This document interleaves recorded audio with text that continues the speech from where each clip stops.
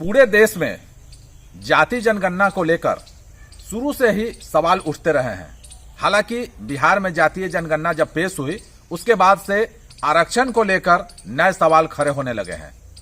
और अब देख लीजिए, जितनी आबादी उतनी हिस्सेदारी की बात चलने लगी है और कई तरह की इस पर चर्चाएं हो रही है।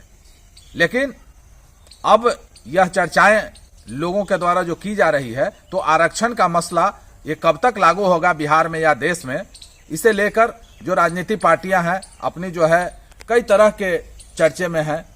लेकिन यहां पर कई लोग हमारे बीच बैठे हैं। भारतीय लोक चेतना पार्टी के प्रधान महासचिव हैं नंद कुमार जी और भाजपा अल्पसंख्यक प्रकोष्ठ के अध्यक्ष हैं मनेर के इकबाल जी, और इन लोग आज बैठे हैं इस चर्चा में। और चर्चाएं के बीच हम जरा आज देखते हैं, इनसे जानना चाहते हैं कि बड़ी ही आरक्षण को लेकर ये बात उठती रही है। आप भी कई बार आरक्षण को लेकर चर्चा करते रहे हैं, क्या कहेंगे नंद कुमार जी, आरक्षण को लेकर क्या कहेंगे? जो जातीय सर्वेक्षण हुआ और जो हमारी पार्टी की जो मानना है भारतीय लोक चेतना पार्टी का कि जो आरक्षण जो मिला है,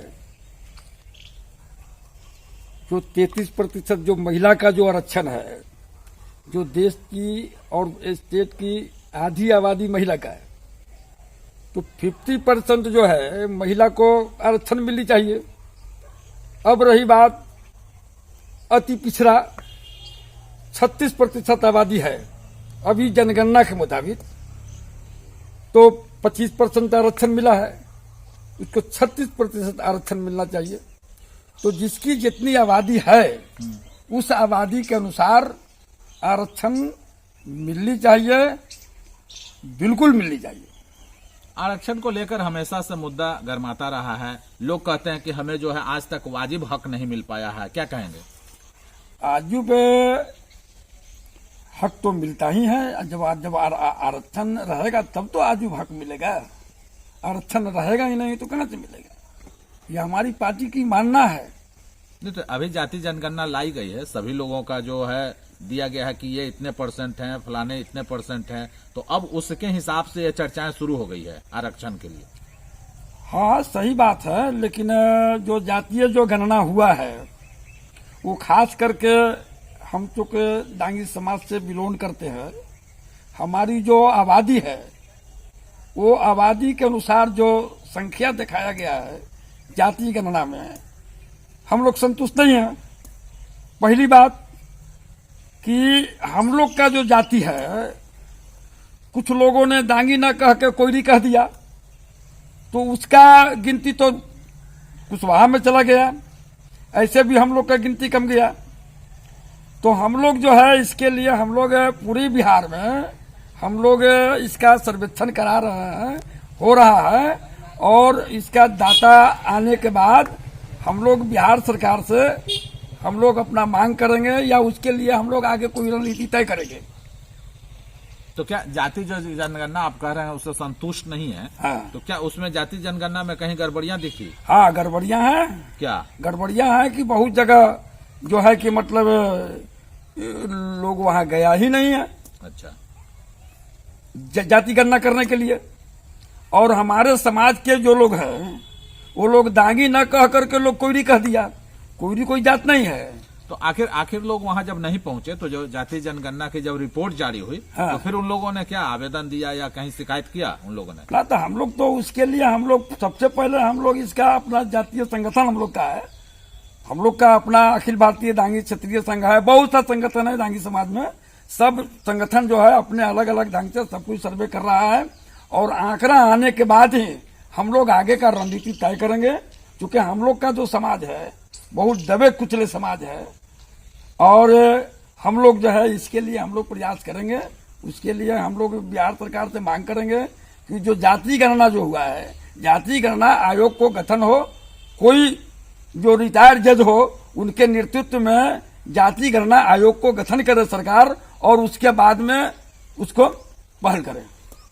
जैसा कि अभी लोग चर्चाएं करते हैं, आम लोग भी चर्चा करते हैं कि ये कहीं ना कहीं वोट बैंक को लेकर ऐसा किया जा रहा है। नहीं नहीं नहीं, वोट बैंक के लेकर के तो लोग करता ही है, क्योंकि ये भाजपा भी तो वोट बैंक के लिए तो किया।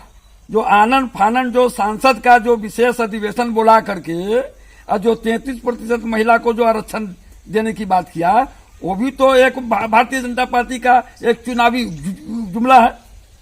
और ये तो सब लोग जानते हैं कि 2019 में राज्यसभा और लोकसभा से एनआरसी विधेयक पारित हुआ था, लेकिन आप सबको जान रहे हैं क्या भारत में एनआरसी विधेयक लागू हो गया? बिल्कुल नहीं हुआ है। ये तो है वहाँ बीजेपी की सरकार जो है वो इस तरह का एक चुनावी जुमला के तहत जो है ये महिला आरक्षण को लाया। हालांकि महिला आरक्षण के बिल पर सभी बूढ़े सांसद जो है एक मत से उसमें शामिल थे। ठीक है, लेकिन शामिल है। लेकिन आज जो कांग्रेस का जो नेता है राहुल गांधी जो बोलते हैं कि अब महिला आरक्षण में आरक्षण नहीं लागू किया गया, तो क्या 2010 में तो कांग्रेस की सरकार थी?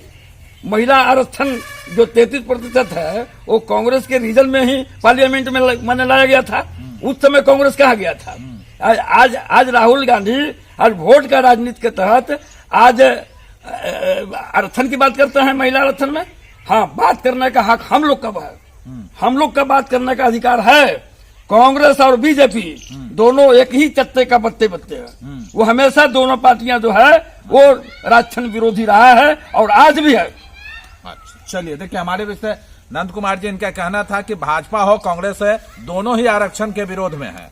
उनका केवल और केवल एक ही सिगुफा है कि चुनाव के पहले ये करते हैं, वोट बैंक की राजनीति करते हैं, आरक्षण लाते हैं, सही बात है, लेकिन कहीं न कहीं उसमें परेशानी है। लोग जो है, आज इनका कहना था कि जो 90 वाली बात उठी थी, जगदेव बाबू ने जो उठाया था मामला, आज तक उस पर कोई ध्यान नहीं दिया गया। इस वजह से इनका कहना था कि काफी जो है आरक्षण जो है लेकर कहीं न कहीं भाजपा और कांग्रेस को इन्होंने कटघरे में खड़ा किया है। हमारे बीच है इकबाल जी, भाजपा अल्पसंख्यक के प्रकोष्ठ के अध्यक्ष हैं, और इनसे हम जानना चाहेंगे कि आरक्षण की जो बात हो रही है, आरक्षण को लेकर कई तरह की चर्चा हो रही है। इस बार आरक्षण बिहार में जातीय जनगणना की गई है, पहल किया गया है, पूरे बिहार की चर्चा हो रही है देश में, क्या कहेंगे? नवीन जी, सबसे पहले बात है कि आपको धन्यवाद और आपके जितने भी व्यूवर्स हैं उनको मेरी तरफ से धन्यवाद। रह गई आरक्षण की बात, तो आरक्षण देना लोगों की आंख को खोलना है। नीतीश कुमार एक तरह से तो काम अच्छा किए हैं, लेकिन सबसे बड़ी चीज़ है कि जो आज उनके साथ अलायंस है, वो पहले यही आलाप करते थे कि जिसकी जितनी हिस्सेदारी उसकी उतनी भागीदारी। तो आज हम लोग जो है 17.7% है, तो हम लोग को उतनी भागीदारी मिलनी चाहिए। पहले नीतीश जी और उनके साथ जो अलायंस के लोग हैं वो पहले घोषणा कर दें, एक बिल पास कर दें विधानसभा में कि भाई जिसकी जितनी हिस्सेदारी है हम उसको उतनी भागीदारी देंगे। रह गई सिर्फ, हम अभी बात करेंगे मुसलमानों की, तो मुसलमान को सिर्फ, चाहे वो नीतीश जी की सरकार हो या लालू जी की सरकार हो, इन दोनों की सरकार में मुसलमानों को छला गया है। लॉलीपॉप दिखाने के सिवा उन लोगों को कुछ नहीं मिला है। दूसरी बात है कि अगर आप आरक्षण दिए हैं, तो आरक्षण जातीय जनगणना जब घोषणा हो गई तो उस हिसाब से आप आरक्षण का भी घोषणा कीजिए कि हाँ भाई, मुस्लिम कैटेगरी में हम इतना % आरक्षण दे रहे हैं। आज तक तो घोषणा नीतीश सरकार ने नहीं की है। तीसरी बात यह है कि अब जो है 17.7% के हिसाब से विधानसभा में भी हमारी भागीदारी को जोड़ लीजिए परसेंटेज के हिसाब से कि हम कितने टिकट के दावेदार हैं, ये भी वो घोषणा कर दें। नीतीश जी भी कर दें, उनके अलायंस भी कर दें कि हाँ भाई, फलाना फलाना जात की जो जातीय जनगणना हुई है उसके आधार पे हम इनको इतना सीट विधानसभा में देने जा रहे हैं। तो ये कागजी कार्रवाई नहीं करना चाहिए, इनको विधानसभा में बिल पारित करना चाहिए कि हमने जो वादा किया है जातीय जनगणना के बाद कि जिसकी जितनी हिस्सेदारी उसकी उतनी भागीदारी, तो ये आपकी भागीदारी है, परसेंटेज के हिसाब से निकाल करके उनकी भागीदारी उनको दर्शाया जाए। अगर नहीं दर्शाने का काम करेंगे तो ये द्वेष फैलता जाएगा और सरकार के खिलाफ ये बात उठती चली जाएगी, जो आने वाले 2024 और 2025 सरकार को इसके लिए सोचना पड़ जाएगा। तो आप जो बात कर रहे हैं 24-25 के, तो क्या चुनाव को लेकर है, चुनावी स्टंट है क्या? चुनावी स्टंट तो है ही है। नीतीश जी 5 बार के मुख्यमंत्री हैं। इसके पहले कहा समझ में नहीं आ रहा था जाति जनगणना हम करा दें। 5 टर्म का मुख्यमंत्री, 25 साल शासन उन्होंने किया बिहार पे। आज जब 2024 की बात हो गई है, जब बीजेपी से इनका अलायंस खत्म हो गया है, तो आप एक स्टंटबाजी कर रहे हैं कि जातीय जनगणना हम कराए बिहार में। हालांकि इससे पहले लालू जी भी काफी टर्म में रहे थे। देखिए, लालू जी भी वही लॉलीपॉप लोग को दिखाए हैं और नीतीश जी भी यही लॉलीपॉप दिखाए हैं। इसके अलावा देश के अन्य जो राज्य हैं वहां भी कई मुख्यमंत्री जो है काफी दिन रहे, लेकिन बिहार में जो है नीतीश जी ने एक जो है मजबूती से इस चीज को लाया है। ठीक है, मजबूती से लाए हैं, कोई बात नहीं है। आप जातीय जनगणना किए, लेकिन उसका एक बिल तो पारित करवाइए ना विधानसभा में कि हम जातीय जनगणना क्या होता है। मुस्लिम समाज अगर 17% साथ है, तो उस आधार पे एक बिल पारित कीजिए कि उसकी विधानसभा में और विधान परिषद में और सरकारी कार्यालय में कितना % आरक्षण उसका आ रहा है, उस हिसाब से उसको करवाइए ना। तब ये होगा आपका सही मायने में सही काम किया हुआ, सही तरीके से कदम उठाना है। नहीं तो ये जो आप बात कर रहे हैं, तो क्या अभी तक जो जिस तरह से पहले से भी चली आ रही है, आरक्षण दिया जा रहा था, तो नीतीश जी चुनाव में जो है आरक्षण वो देते आ रहे हैं अभी तक? आरक्षण देने की बात नहीं है। हमारे बोलने का कारण ये है कि आप घोषणा कर दिए कि फलाना % है, इतना % है, इतना % है, उसको एक विधानसभा बुला करके विधानसभा में बिल पारित करवा दीजिए कि भाई विधानसभा की में, विधान परिषद में या जितने भी सरकारी कार्यालय हैं बिहार सरकार के, उनमें जातीय जनगणना के अनुसार अगर मुस्लिम समाज 17.7% है, तो उसको इतना % आरक्षण हर चीज में मिलेगा, ये चाहिए। नहीं तो अभी एक सवाल उठा था यहाँ पर कि भाजपा ने जो संसद में जो बिल पास किया महिला आरक्षण को लेकर, उस पर भी सवाल अभी खड़े हुए हैं। ठीक है, माने उन्होंने बिल किया है, लेकिन ये चुनाव है वो बाद में वो घोषणा धड़ी की धड़ी रह जाएगी। नहीं, घोषणा धड़ी की धड़ी नहीं रह जाएगी। भाजपा ने 33% अगर संसद में बिल पास किया है महिलाओं को, तो वो सांसद के चुनाव में 33% महिलाओं को टिकट भी भाजपा ने दिया है। इसका शुरुआत पहले बीजेपी ने ही किया था। तब बीजेपी का देखा देखी बिहार सरकार हो या कहीं भी स्टेट की सरकार हो, वो करेगी। नहीं तो अभी घोषणा की गई है, लेकिन पहले कहाँ? पहले तो कहीं महिला आरक्षण नहीं दिया गया था। सर, महिला आरक्षण तो दिए हुए कितना साल हो गया, ये भी तो एक सवाल है ना। बिहार में तो अभी आरक्षण लागू हुआ है, जब 2024 का चुनाव सर पर है।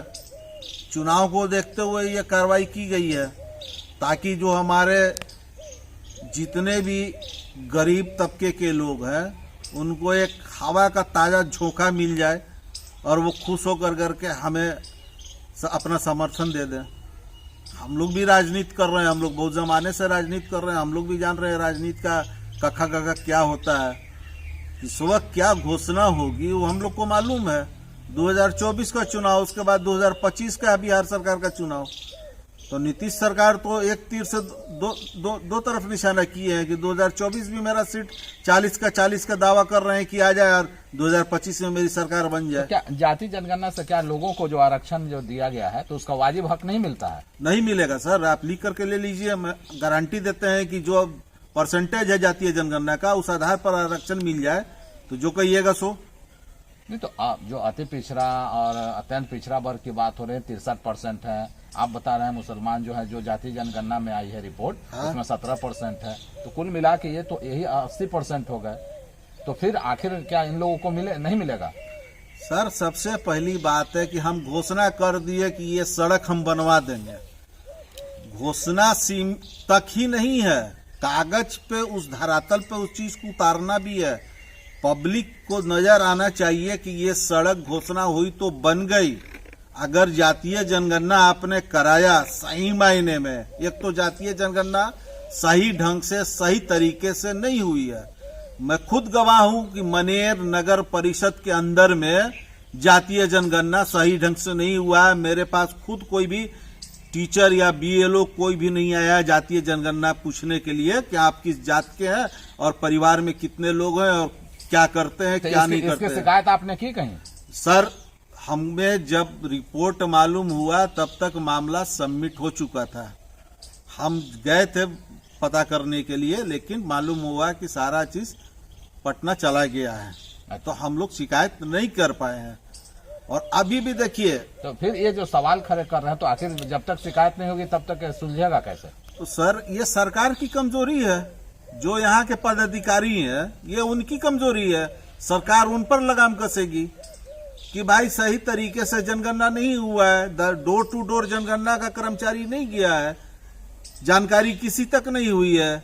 सरकार को तो ये चाहिए कि पूरे, अगर मनेर नगर परिषद के अंदर में जातीय जनगणना हो रही है तो एक बार लाउड स्पीकर से अनाउंस कराना चाहिए कि भाई फलाना तारीख से लेकर फलाना तारीख तक जातीय जनगणना कराई जा रही है। ठीक है, तो सारे पब्लिक को मालूम होगा। यहाँ तो चोरी छिपे सारा काम होता है। बहुत से आदमी के यहाँ जनगणना नहीं हुआ है, बहुत सारे लोगों को मालूम नहीं है कि जातीय जनगणना होता क्या है, क्योंकि उनके दरवाजे पे कोई गया नहीं आज तक। मेरे खुद के दरवाजे पे कोई नहीं आया है। इस बात का मैं खुद गवाह हूँ। फिर इसकी शिकायत जब तक आप नहीं करेंगे, अगर ये जातीय जनगणना की रिपोर्ट जारी हो गई है उसके बाद भी अगर शिकायत नहीं दर्ज कराएंगे तो आखिर कैसे लोग जानेंगे? सर, मैं अभी एक एप्लीकेशन में तैयार किया हूँ। मैं मुख्यमंत्री जनता दरबार में जाने वाला हूँ। बहुत सारी समस्याएं हैं जो कि मैं पॉइंट टू पॉइंट मुख्यमंत्री जनता दरबार में जाकर के मुख्यमंत्री जी को दूंगा और अवगत कराऊंगा कि मनेर के पर क्या समस्या है, जातीय जनगणना में हो या किसी भी चीज में हो, जिससे मनेर की जो जनता है वो अनभिज्ञ रहती है कि हमें मालूम ही नहीं है कि ये जातीय जनगणना है कि क्या है। चलिए देख लीजिए, आरक्षण को लेकर कई तरह के सवाल उठ रहे थे। यहाँ पर तरह तरह की बातें हो रही थी, चर्चाएं हो रही थी। भाजपा को और कांग्रेस को भी कटघरे में खड़ा किया गया, सभी पार्टियों को कटघरे में की गई। हालांकि नीतीश जी की सराहना की जा रही है, उन्होंने जातीय जनगणना लाए हैं और जिस तरह से जातीय जनगणना आई है, कई लोग का वो परसेंटेज आया है और अब उस सिरे से, नए सिरे से आरक्षण की मांग उठने लगी है। पटना से नवीन कुमार।